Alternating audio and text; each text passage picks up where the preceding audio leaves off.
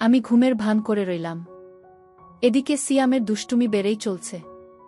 সে আমার অনেক চেষ্টা করছে কিন্তু বয়স কম, আগে কখনো এসব করেনি তাই খুলতে পারছে না। কিছুক্ষণ পর আমিও আর নিজেকে সামলাতে পারছি না। কি করব?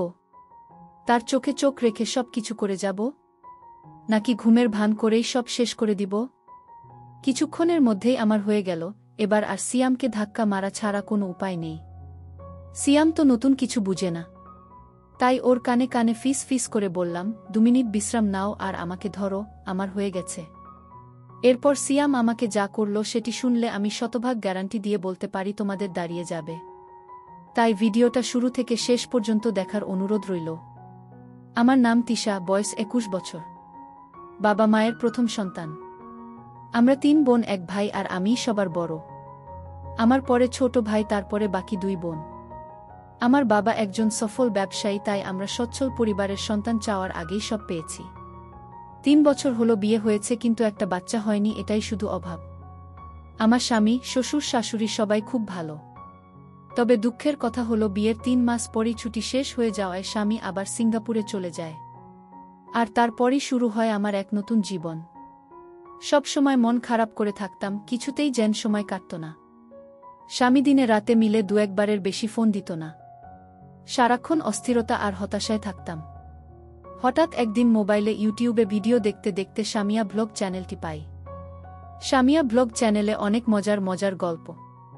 মায়ের সাথে ছেলে, ছেলের সাথে মা, মামির সাথে ভাগ্নে, ভাগ্নের সাথে মামি, এরকম অনেক মজার মজার গল্প। প্রথম 2টা গল্প শুনে নিজেকে অভদ্র লাগলেও পরে খুব মজা পাইলাম। তারপর ধীরে ধীরে সামিয়া ব্লগ চ্যানেলের নিয়মিত দর্শক হয়ে গেল। সারাদিন শ্বশুর শাশুড়ির সেবায়ত্ন, ঘর সংসার সামলানো, নিয়ম করে স্বামীর সাথে মোবাইলে কথা বলা আর রাতে শুয়ে শুয়ে সামিয়া ব্লগ চ্যানেলের গল্প দেখা আর নিজে নিজেকে শান্ত করা আমার প্রতিদিনের কাজ। গল্প শুনতে শুনতে মনটাও ভিতরে ভিতরে চুট্টি হয়ে গেল। রাতে মাঝে মাঝে মনে হতো রাস্তা থেকে কোনো ছেলেকে ঘরে ডেকে এনে আমার ইচ্ছাটা পূরণ করে নেই। এভাবে গল্প শুনে সময় কাটানোর কিছুদিন পর হঠাৎ একদিন আমার জীবনে এলো এক সুপুরুষ। হাসি আর ঠাট্টার ছলে নিজের অজান্তেই জড়িয়ে পড়ি প্রেমে। বিশ্বাস করেন আর না করেন, এখন আমার কাছে সারা পৃথিবী একদিকে আর অন্যদিকে আমার প্রেম। বৈধ বলেন আর অবৈধ বলেন, আমি আমার প্রেমিককে ছাড়া বাঁচব না। আমার মতো রক্ষণশীল পরিবারের সহজ সরল একটা মেয়ে কিভাবে এমন সম্পর্কে জড়িয়ে গেলাম, সেই গল্পটাই আজ তোমাদের সাথে মন খুলে বলবো। তাহলে আর কথা না বাড়িয়ে শুরু করা যাক। কিন্তু কোথা থেকে শুরু করব ভেবে পাচ্ছি না। আরেকটা কথা বলে নেই, আমার কিন্তু গল্প বলার অভ্যাস নেই। সামিয়া ব্লগ চ্যানেল থেকে যতটুকু শিখেছি সেই অভিজ্ঞতা থেকেই বলছি। সবসময় অন্যের গল্প শুনি, তাই ভাবলাম আজ নিজের একটা গল্প সবার সাথে শেয়ার করি। গল্পের নায়ক বলেন আর খলনায়ক বলেন, তার নাম সিয়াম। সিয়াম আমার স্বামীর আপন বড় বোনের একমাত্র ছেলে, মানে সম্পর্কে সে আমার ভাগ্নে হয়। সিয়াম খুব শান্ত স্বভাবের ছেলে। বিয়ের সময় সিয়ামকে একবার দেখেছিলাম কিন্তু ভালোমতো কথাও হয়নি তখন। সিয়াম তখন এসএসসি পরীক্ষার্থী। পড়াশোনার চাপে মামার বিয়েতে ঠিকমতো বেড়াতে পারেনি। সিয়ামদের বাড়ি গ্রামের দিকে, তাই এসএসসি পরীক্ষায় পাশ করার পর সিয়াম আমাদের বাড়িতে, মানে আমার শ্বশুর বাড়ি, থেকেই পড়াশোনা করত। আমাদের বাড়ি থেকে সিয়াম যেই কলেজটায় ভর্তি হয়েছে তার দূরত্ব ছিল মাত্র 10 মিনিটের। সিয়াম প্রতিদিন সাইকেলে চড়ে কলেজে যেত। আমার শ্বশুর বাড়িতে ঘর ছিল মাত্র একটি। তবে সিয়ামের পড়ালেখার কথা চিন্তা করে বড় ঘরটার পাশে ছোট একটা পড়ার ঘর তৈরি করে দেয়া হয়েছিল। ঘরটায় চেয়ার, টেবিল সহ একটা খাটিয়াও ছিল। তবে রাতে সিয়াম বড় ঘরটার একটা রুমে থাকত। আমাদের বড় ঘরটায় 3টা রুম। একটা রুমে আমি আর আরেকটা রুমে আমার শ্বশুর শাশুড়ি থাকত। মাঝখানের রুমটা অবশ্য ফাঁকা ছিল। তবে সিয়াম আসার পর মাঝখানের রুমটায় একটা খাট বসানো হয় এবং সিয়াম মাঝখানের রুমটাই থাকে। রাতে পড়া শেষ করে এসে মাঝখানের রুমটায় ঘুমায়। সিয়াম খুব মেধাবী, এসএসসিতে সে A+ পেয়েছে।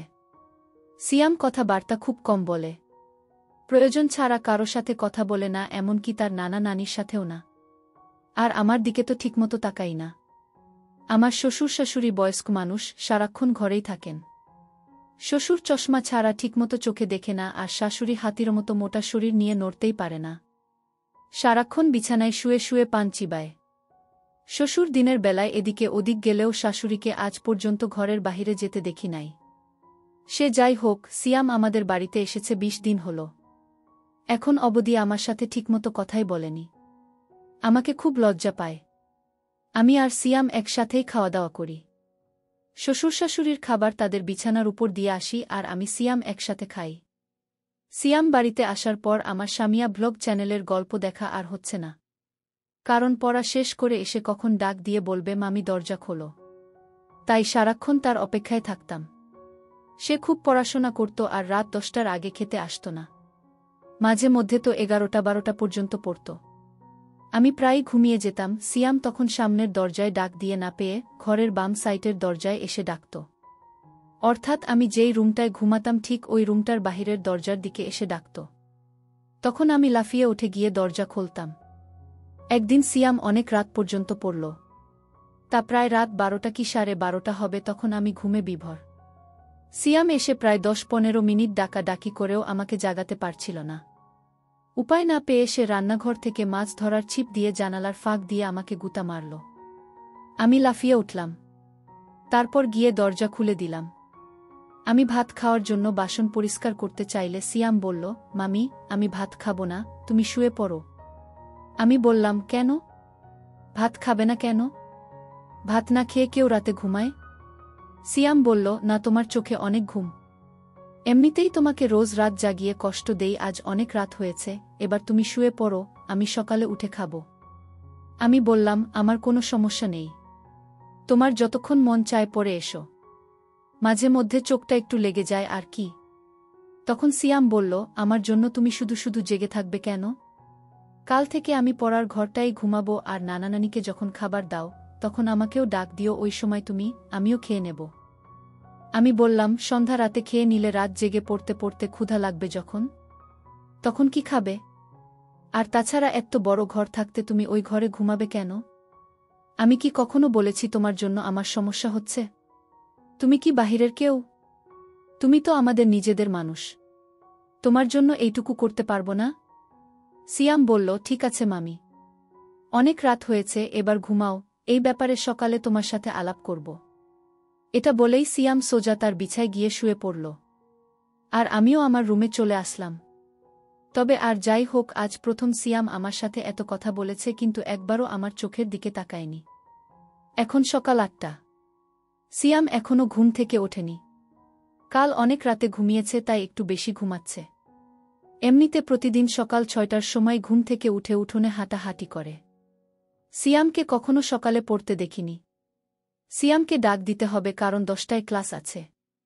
তাই সিয়ামকে ডাক দিলাম। সিয়াম, সিয়াম ওঠো, 8টা বাজে, কলেজে যাবে না? সিয়াম বলল, কয়টা বাজে? 8টা। 8টা বাজে বলতেই লাফিয়ে উঠল। তারপর গোসল করতে গেল। মিনিট 10কের মধ্যে গোসল শেষ করে নাস্তা খেয়ে সোজা কলেজে চলে গেল। এরপর ঠিক 2টার সময় কলেজের ক্লাস শেষ করে বাসায় ফিরল। মাঝে মধ্যে অবশ্য 12টা-1টার দিকেও চলে আসে। পড়ার ঘরে বই খাতা রেখে গোসলখানায় হাত মুখ ধৌত করতে গেল। এদিকে আমি খাবার নিয়ে বসে আছি। সিয়াম ঘরে আসলো। তারপর আমার দুজনে একসাথে দুপুরের খাবার খেলাম। খাবার খাওয়ার সময় কোনো কথা হলো না। শুধু জিজ্ঞেস করেছিলাম কলেজে ঠিকমতো ক্লাস হয় কিনা। বাচ্চা ছেলের মতো মাথা নেড়ে শুধু বলেছিল হ্যাঁ, শুধু এইটুকুই। খাবার খেয়ে সিয়াম তার পড়ার ঘরে গিয়ে শুয়ে রইল। সিয়াম অবশ্য দিনের বেলা ওই ঘরটায় ঘুমায়। সন্ধ্যা হয়ে গেল। সিয়াম ঘুম থেকে উঠছে না। আমি পড়ার ঘরটায় গিয়ে সিয়ামকে ডাক দিলাম। আমার ডাক শুনে ঘুম থেকে উঠে বিছানায় বসল। আমার দিকে তাকিয়ে বলল, কি হয়েছে? ডাকছ কেন মামি? আমি বললাম, না, কিছু না। সন্ধ্যা হয়ে গেল, তুমি এখনো ঘুমাচ্ছ, পড়তে বসবে না? সিয়াম বলল, সন্ধ্যা হয়ে গেছে নাকি? দেখি কয়টা বাজে। সিয়াম পড়ার টেবিলে রাখা তার হাত ঘড়িটায় টাইম দেখে গোসলখানায় হাত মুখ ধৌত করার জন্য চলে গেল। আমি তার পড়ার ঘরটাই বসে রইলাম। হাত মুখ ধৌত করে সিয়াম পড়ার ঘরে আসলো। আমার দিকে তাকিয়ে বলল, তুমি এখনো এখানে কি করো? রান্নার কাজ শেষ? আমি বললাম, সেই কখন শেষ করেছি। কেন, ক্ষুধা লাগছে নাকি? সিয়াম বলল, আরে না, কি যে বলো, এই সন্ধ্যার সময় ক্ষুধা লাগে নাকি? তবে চা হলে ভালো হতো। আমি বললাম, চা পাতা মনে হয় ঘরে নেই। কাল থেকে তোমাকে চা করে দেব, ঠিক আছে? সিয়াম বলল, ঠিক আছে, এখন যাও, আমি পড়তে বসব। আমি বললাম, আচ্ছা বাবা, তুমি মনোযোগ দিয়ে পড়ো। আমি গেলাম। আমি আমাদের বড় ঘরটায় চলে আসলাম। ঘণ্টা দুয়েক পরে শ্বশুর শাশুড়িকে রাতের খাবার দিলাম। শ্বশুর শাশুড়ি খাচ্ছে, আমি পাশেই বসে আছি। হঠাৎ শ্বশুর বলল, বৌমা, সিয়াম ঠিকমতো পড়ালেখা করে তো? তুমি একটু খেয়াল রেখো। আমি বললাম, বাবা, আপনি কোনো চিন্তা করবেন না, সিয়াম খুব ভালো ছেলে, তাকে পড়ার জন্য বলতে হয় না। সে নিজেই নিজের পড়া শেষ করে নেয়। শ্বশুর বলল, তা জানি, কিন্তু তারপরেও আমাদের দায়িত্ব আছে না? আমি বললাম, সিয়ামকে নিয়ে আপনাদের কোনো চিন্তা করতে হবে না, আমি সারাক্ষণই তার সাথে সাথে আছি। আর বাবা কাল সকালে সিয়ামের জন্য দোকান থেকে চা পাতা নিয়ে আসবেন। সিয়াম আজ সন্ধ্যার সময় চা চেয়েছিল, আমি বলছি কাল থেকে দেব। শাশুড়ি বলল, সিয়ামদের বাড়িতে সবাই চা খাওয়ার অভ্যাস। আমিও একবার তোমাকে বলবো বলবো বলেও ভুলে গেছি। তোমার শ্বশুরের আনার দরকার নেই। বাজার সদাই যা লাগে এখন থেকে সিয়ামকে দিয়েই নিয়ে আসবে। সিয়ামকে সকালে আমি বলে দেব। আর বৌমা, সকালে নাস্তা করার সময় আমাকে মনে করিয়ে দিও, আমি সিয়ামের সাথে কথা বলবো। আমি বললাম, ঠিক আছে মা। আমি তাদের খাওয়া শেষ হওয়া পর্যন্ত বসে রইলাম। খাওয়া শেষে বাসনপত্র গুছিয়ে আমার রুমে গিয়ে মোবাইলে বাড়িতে মায়ের সাথে কথা বললাম। কথা বলতে বলতে রাত প্রায় 10টা বেজে গেল। এবার দেখি সিয়াম কি করছে। আমি দরজা খুলে সিয়ামের পড়ার ঘরের কাছে গেলাম। ঘরের কাছে যেতেই সিয়ামের পড়ার শব্দ পাইলাম। পড়ার শব্দ পেয়ে আমি আর ঘরে ঢুকলাম না, কারণ সিয়াম রাগ করতে পারে। তাই বড় ঘরে চলে আসলাম। রাত প্রায় 11টার উপরে, কিন্তু সিয়াম এখনও ঘরে আসছে না। আমি একা একা জেগে আছি। পড়ার ঘরে যে যাব সেটারও সাহস পাচ্ছি না, কারণ আমি রাতের বেলা অন্ধকারে ভয় পাই। তাই বাহিরে না গিয়ে সামনের জানালা খুলে বসে রইলাম। অপেক্ষার পর অপেক্ষা, কিন্তু সিয়াম ঘরে আসছে না। পড়ার ঘরে না হয় ঘুমাবে, কিন্তু খেতে আসবে তো? আমার কিচ্ছু ভাল লাগছে না। কি করব ভেবে পাচ্ছি না। শ্বশুরকে ডাকবো নাকি ডাকবো না তাও বুঝতে পারছি না। এভাবে অপেক্ষা করতে করতে রাত প্রায় 12:30 বেজে গেল। এরপর আমি অপেক্ষা করতে করতে কখন যেন ঘুমিয়ে গেলাম। সকালে ঘুম থেকে উঠে শাশুড়িকে আমি জিজ্ঞেস করলাম, মা, সিয়াম ঘরে আসে নাই? শাশুড়ি বলল, না, কেন, কি হয়েছে বৌমা? আমি বললাম, না কিছু না মা, সিয়াম কাল রাতে বড় ঘরে আসে নাই, পড়ার ঘরেই ঘুমাইছে। আমি অনেক রাত পর্যন্ত অপেক্ষা করে কখন যে ঘুমিয়ে পড়েছি নিজেও জানি না। শাশুড়ি বলল, কি বলো বৌমা? সিয়াম পড়ার ঘরে ঘুমাবে কেন? এই ঘরে কি তার সমস্যা হয়? আমি বললাম, কি জানি মা, আমি তো সারাক্ষণই তার খেয়াল রাখি। আমার মনে হয় সিয়াম আমাকে লজ্জা পায়। আচ্ছা মা, আমাকে লজ্জা পাওয়ার কি আছে? আমি তো ওর মার মতোই, তাই না? শাশুড়ি আমাকে বলল, সিয়ামকে ডাকো। সে তোমাকে লজ্জা পাবে কেন? তুমি তো তাকে অনেক খাতির যত্ন করছো, সেটা তো আমি নিজেই দেখছি, তাহলে সে এমন করবে কেন? এটা তো ঠিক না। সে এখানে লেখাপড়া করবে, যখন যা লাগবে তোমাকে বলবে, তুমি না দিলে আমাদের বলবে। আর তুমি তো আমার লক্ষ্মী বৌমা, কত সুন্দর করে সংসারের সব দায়িত্ব নিজের কাঁধে নিয়েছ। কই সিয়াম, কই, ডাকো তাকে। আমি বললাম, ঠিক আছে মা, আপনি চিন্তা করবেন না, কয়দিন গেলে এমনিতেই লজ্জা চলে যাবে। দেখি সিয়াম কি করছে। এখনো ঘুম থেকে কেন উঠছে না? 8টার উপরে বাজে, কলেজের সময় হয়ে যাচ্ছে না? আমি শাশুড়ির সাথে কথা বলে সিয়ামের পড়ার ঘরে গেলাম। এখনো দরজা বন্ধ, তার মানে সিয়ামের ঘুম ভাঙ্গেনি। আমি দরজায় টোকা মেরে সিয়াম সিয়াম বলে ডাকতে লাগলাম। সিয়ামের কোনো সাড়া শব্দ নেই। অনেকক্ষণ ধরে ডাকছি, কিন্তু তার কোনো হুঁশই নেই। ঘরটায় আবার কোন জানালাও নেই যে তাকে জানালার পাশে গিয়ে ডাকি। পুরো ঘরটায় একটাই দরজা। যাই হোক, এবার জোরে জোরে দরজায় থাপ্পড় মারতে থাকলাম। প্রায় 15-20 মিনিট ডাকাডাকির পর সিয়াম দরজা খুলল। দরজা খুলেই আবার বিছানায় গিয়ে শুয়ে পড়ল। আমি বুঝতে পারলাম না ঘুমে কাতরাচ্ছে নাকি অসুস্থ হয়ে পড়ল। আমি ঘরে ঢুকে তার মাথায় হাত দিলাম। হাত দিতেই দেখি শরীরে প্রচণ্ড জ্বর। শরীরটা যেন পুড়ে যাচ্ছে। আমি ভয় পেয়ে গেলাম। দৌড়ে বড় ঘরে এসে শাশুড়িকে বললাম। শাশুড়ি তো আবার সুন্দরবনের হাতি, চলাফেরা করতে পারে না। তাই আমাকে বলল, বৌমা, সিয়ামের শরীরটা ভিজা কাপড় দিয়ে মুছে দাও আর কপালে জলপট্টি দাও। আমি শাশুড়ির কথামতো বালতিতে পানি নিয়ে সিয়ামের শরীর থেকে কাঁথা সরিয়ে তার টি-শার্ট খুলে সারা শরীর ভিজা কাপড় দিয়ে মুছে দিলাম। তারপর কপালে জলপট্টি দিলাম। প্রায় ঘণ্টাখানি তার পাশে বসে রইলাম। এরপর আস্তে আস্তে সিয়াম চোখ খুলতে লাগল। আমি তাকে ধরে উঠে বসালাম। বসানোর পর সিয়াম আমাকে বলল, মামি রাতে যখন জ্বর অনুভব করি তখন সাথে সাথে গিয়ে তোমাকে ডাক দিয়েছিলাম, কিন্তু তুমি গিয়েছিলে তাই তোমাকে আর বেশি ডাকাডাকি করিনি। আমি বললাম, এটা কোনো কথা হলো সিয়াম? তুমি অসুস্থ, একা একা এই ঘরে কেন ঘুমালে? আমার জানালায় জোরে থাপ্পড় মারতে, নয়তো বাম দিকের দরজাটায় জোরে একটা লাথিই মারতে। এভাবে একা একা কষ্ট করার কোনো মানে হয়? এভাবে 10 মিনিট কথা বলার পর সিয়াম উঠে দাঁড়াল। তারপর খাট থেকে নেমে সোজা গোসলখানায় গেল। গোসলাখানা থেকে হাতমুখ ধৌত করে বড় ঘরে গেল। সিয়ামকে বড় ঘরে যেতে দেখে আমিও বড় ঘরে চলে গেলাম। বড় ঘরে এসে তাকে নাস্তা দিলাম। নাস্তা করতে করতে তার শরীরের জ্বর কিছুটা কমে গেল। কলেজে যাওয়ার মতো সময় আর শরীরের কন্ডিশন কোনটাই ছিল না। তাই সিয়াম আজ কলেজে গেল না, বাড়িতেই হাঁটাহাঁটি করছে। আমি রান্না করছি, হঠাৎ দেখি সিয়াম আমার পেছনে দাঁড়িয়ে আছে। আমি বললাম, কি ব্যাপার, রান্না শিখবে নাকি?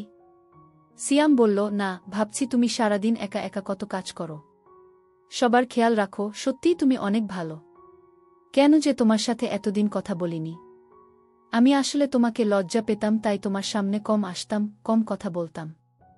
তাছাড়া আমি মেয়েদের কাছ থেকে একটু দূরেই থাকি। আমি বললাম, কেন? মেয়েদের কাছ থেকে দূরে কেন?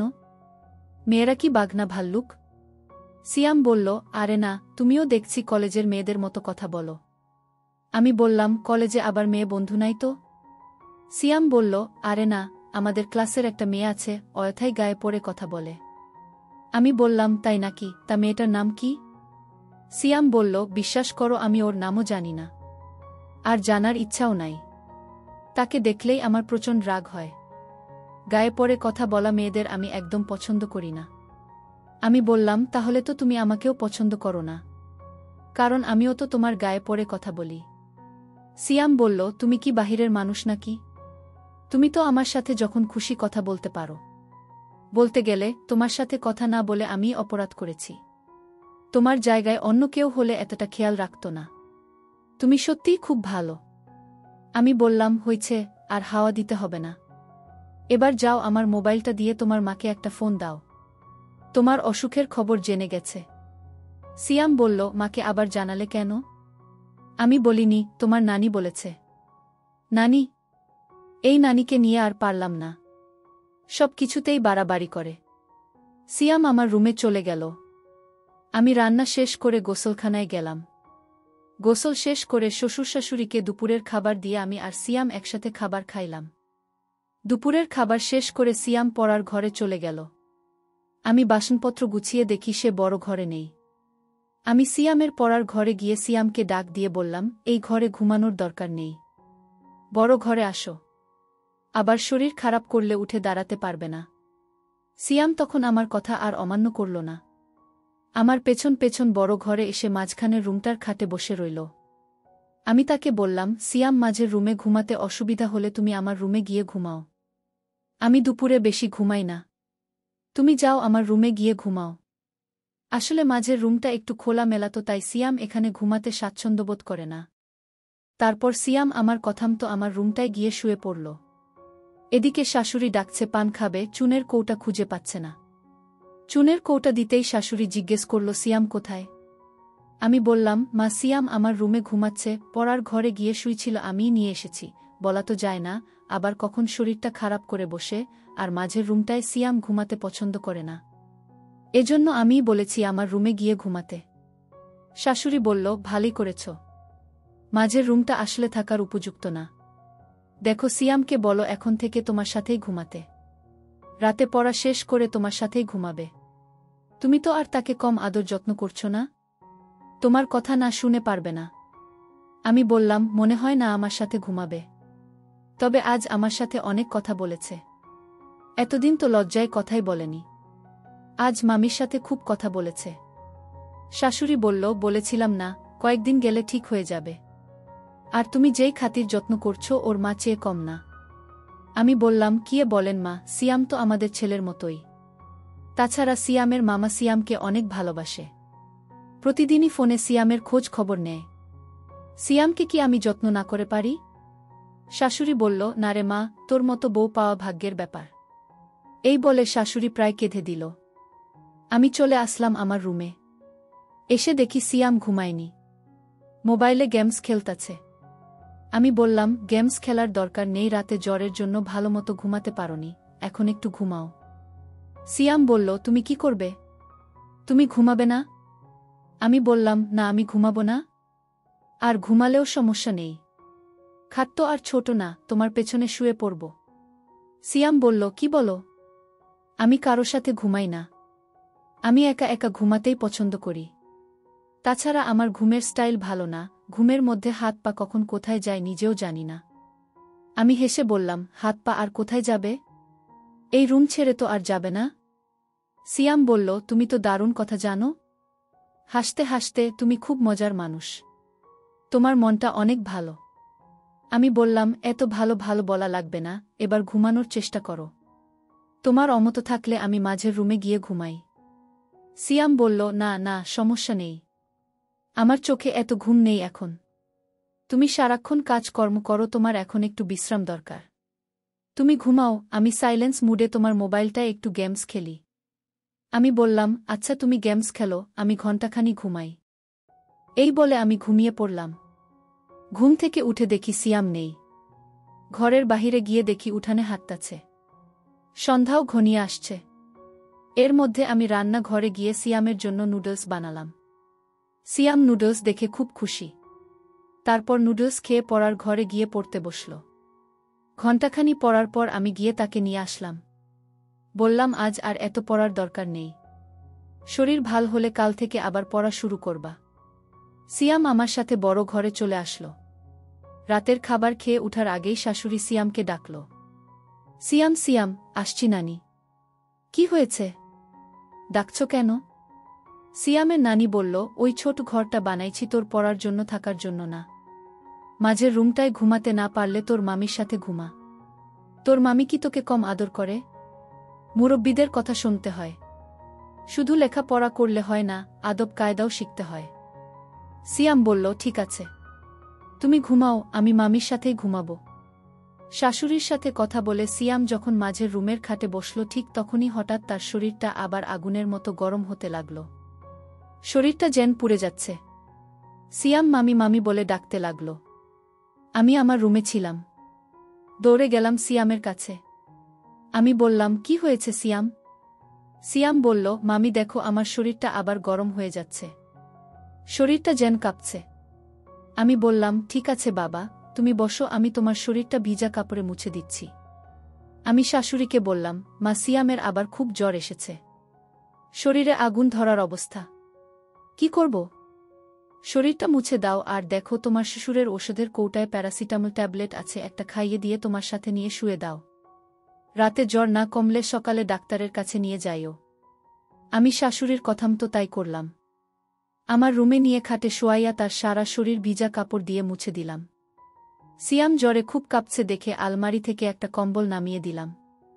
আমি আর সিয়াম পাশাপাশি শুয়ে রইলাম। আমি সিয়ামের মাথায় হাত বুলাতে লাগলাম। জ্বরে সিয়ামের শরীর ভূমিকম্পের মতো কাঁপছে। তার কাঁপুনি দেখে আমি তাকে জড়িয়ে ধরলাম। তারপরও যেন কাঁপুনি থামছে না। অনেকক্ষণ পর কাঁপুনিটা একটু কমেছে, এবার তার চোখে একটু ঘুমও দেখা যাচ্ছে।